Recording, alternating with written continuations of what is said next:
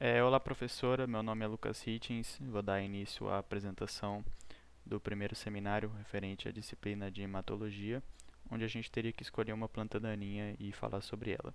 A planta daninha que eu escolhi tem o nome comum de capim amargoso e o nome científico é a Digitaria insularis. Um breve histórico do capim amargoso, do capim flecha, do capim açul e do capim pororó, que são nomes comuns dessa espécie, é que ela é uma espécie nativa de regiões tropicais e subtropicais aqui da América, frequentemente encontrada em pastagens, lavouras de café, pomares, beiras de estrada e terrenos baldios. A descrição botânica da espécie, ela é pertencente ao reino Plantae, da ordem das Poales. A família dela é a Poaceae, a subfamília é a Panicoidae, o gênero Digitaria e a espécie é a Digitaria insularis. As características gerais dessa espécie é que ela é uma gramínea perene, então a gente pode encontrar ela durante todo o ano aí nos campos e em todos os lugares que eu citei anteriormente, onde a gente pode encontrar ela. Ela é uma planta de característica herbácea e ereta, então aqui ao lado a gente está vendo uma planta jovem, onde a gente não vê a presença de lignina nela, e ela permanece assim durante todo o seu ciclo. Ela possui o metabolismo C4, que está relacionado com a fotossíntese e a respiração da planta. A gente sabe que as plantas de metabolismo C4 elas possuem uma vantagem energética e metabólica em comparação às plantas do tipo C3, do tipo Can. Então, se a gente comparar, por exemplo, uma relação de uma cultura como a soja, que possui metabolismo C3, com o amargoso, provavelmente o capim amargoso vai ter um desenvolvimento mais rápido por conta do seu metabolismo. Então, isso pode ser uma vantagem em contra determinado tipo de plantas, como no caso do exemplo que eu dei aqui agora, da soja. Ela é uma planta que apresenta característica de entouceiramento, então a gente vai ver em umas fotos mais para frente que ela forma essas touceiras e essa é uma característica da espécie. Outra característica muito importante do capim amargoso é a presença dos rizomas, que são estruturas de armazenamento de reserva de energia de amido nas raízes, e essa é uma característica muito importante pelo que a gente vai falar mais na frente, que o capim amargoso apresenta resistência a alguns herbicidas, muito por conta da presença desses rizomas. O ciclo de vida da planta, ela apresenta um crescimento inicial relativamente lento até os 45 dias. Após esse estágio, ela já começa a apresentar um crescimento um pouco mais acelerado, devido à capacidade de perfilhamento, e também a partir desse momento acontece a formação dos rizomas. A emissão da inflorescência acontece de 63 a 70 dias após a emergência, e a planta floresce e dissemina suas sementes durante todo o ano. Então a gente pode ver que ela é uma planta que ela começa a dispersar suas sementes relativamente rápido e a partir disso dissemina suas sementes durante o ano todo. Aí a gente já começa a ter um pouco da ideia do porquê o capim amargoso está alastrado em todas as regiões do Brasil. A forma de dispersão dela, a reprodução pode acontecer pelos rizomas, mas a principal forma são pelas sementes, que além de serem leves, elas possuem essa certa plumagem ao redor da sua semente, que é uma característica muito importante para sua dispersão a longas distâncias. A produção de aproximadamente 100 mil sementes por inflorescência. Então, uma planta pode fazer até 100 mil sementes, e essas sementes elas podem ser distribuídas por quilômetros, pela característica da plumagem e das sementes leves. Então a gente tem uma planta com uma capacidade de dispersão elevadíssima por conta dessas características. A importância econômica do capim amargoso, ela é de, assim como toda planta daninha, ela compete com os cultivos tradicionais e aumentam os custos de produção. A gente pode ver que o capim amargoso é muito comum em plantações de soja, cana, café, milho e etc., diversas culturas.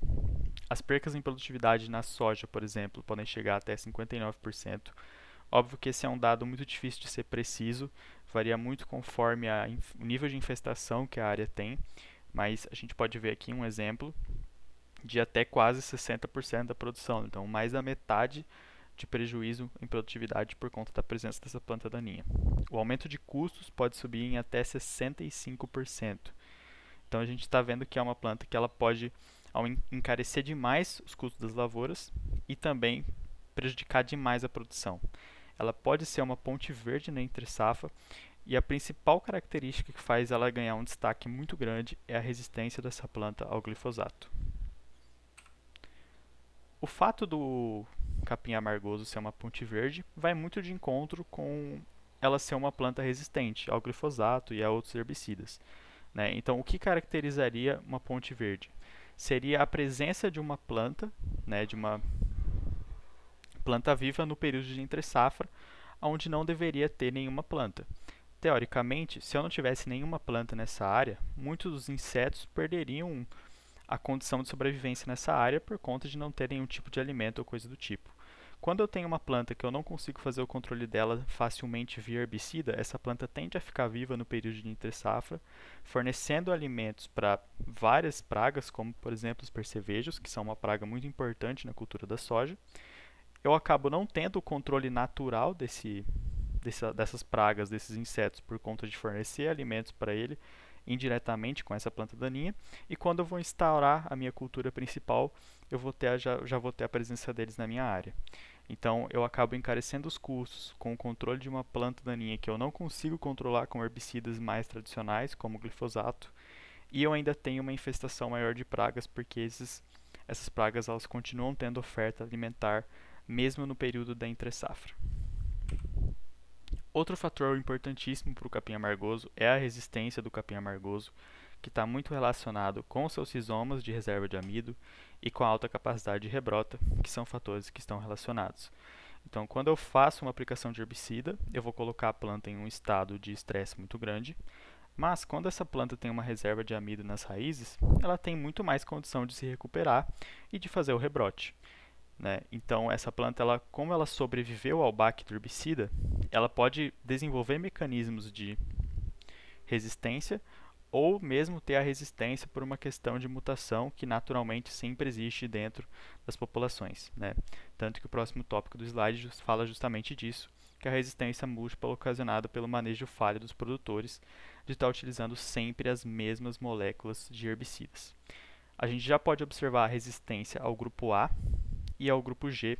O grupo G é o mais famoso, que é o glifosato, né? O glifosato eu queria comentar um pouco mais, principalmente por conta da soja RR, que já vem sendo utilizada há muitos anos no mercado, o milho RR.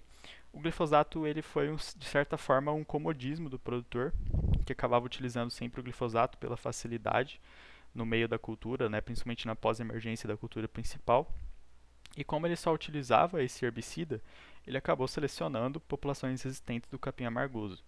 Então hoje a gente já tem casos de resistência confirmados em quase todo o Brasil pelo herbicida glifosato, muito por conta do manejo falho dos produtores que utilizavam somente o glifosato para fazer o controle dessa planta daninha. O controle e o manejo do capim amargoso ele é muito mais efetivo a aplicação de herbicidas até os 40 dias da sua emergência. Essa característica ela é muito forte por conta da planta ainda não ter se desenvolvido tanto e principalmente pela questão dela ainda não ter formado os rizomas, que os rizomas são formados a partir dos 45 dias.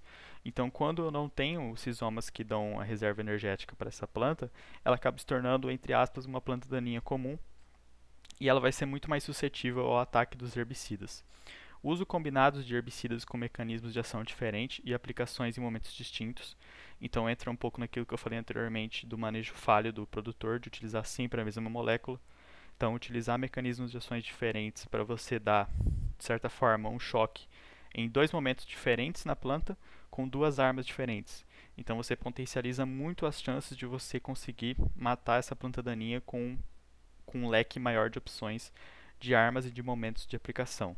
Realizar o manejo adequado na pré-semeadura, porque na pré-semeadura a gente consegue, quando a gente não tem uma cultura ainda instalada, a gente tem um leque maior de opções de herbicidas para utilizar e poder fazer o controle dessa cultura sem prejudicar em produção por fitotoxidez ou alguma coisa do tipo. E as outras medidas de controle mais tradicionais são a época de semeadura, espaçamento, densidade de plantio, né? A época da semeadura, quanto mais cedo eu implantar minha cultura principal, mais rápido eu vou ter uma competição, né?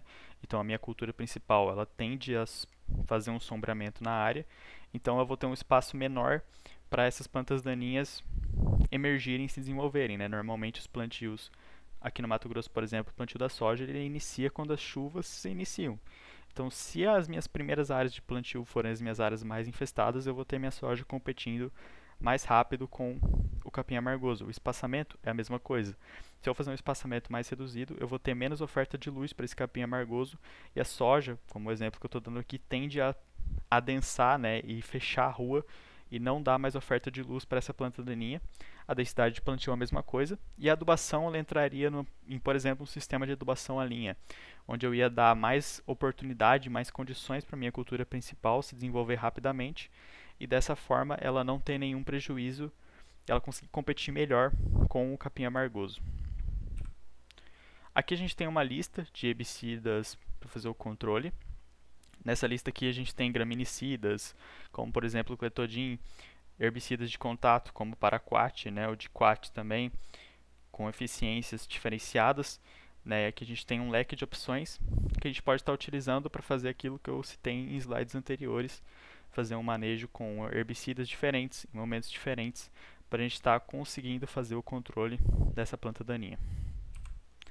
O controle cultural ele entra como uma das principais alternativas para o controle do capim amargoso.